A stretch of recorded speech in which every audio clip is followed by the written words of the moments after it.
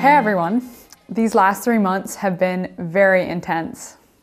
I mean, I thought I was busy before Branson arrived, but now it's day and it's night. Branson's doing very well. He just got over a cold, so he's getting happier, but he smiles a lot, laughs, and loves to get silly with his dad. And we've been obviously having a lot of fun.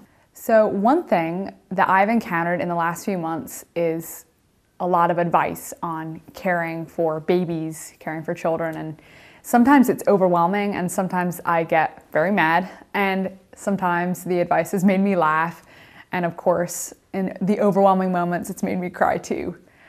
But most of all, it's kind of made me think. Most of the advice I get is well-meaning and everyone clearly thinks that their advice is the best.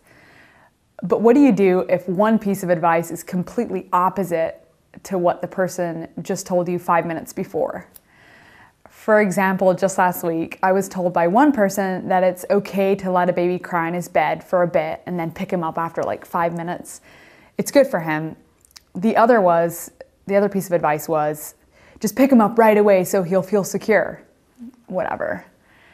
And then there are the two camps on thumb sucking.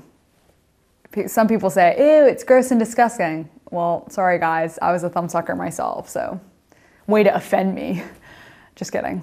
But then there's the other side where people say, so what? It's okay, let them have something cozy when you go to sleep. So go for it, suck your thumb, it's awesome. It's not just in child rearing that we encounter a lot of opinions on how to do things.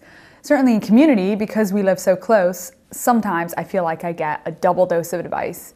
And this can be overwhelming, like I said before, but on the flip side, at least it shows that people care. I mean, imagine if nobody cared, and that would be really awful. Well, there's always the age-old saying, if the shoe fits, wear it.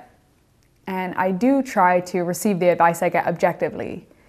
I mean, each person is speaking out of their experience, and it must have worked for them.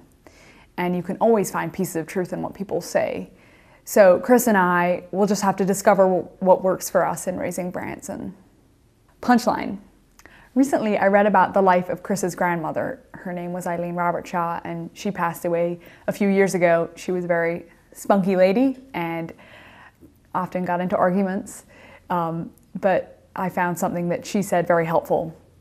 Listen to everyone, and if you don't learn anything else, you'll at least learn patience.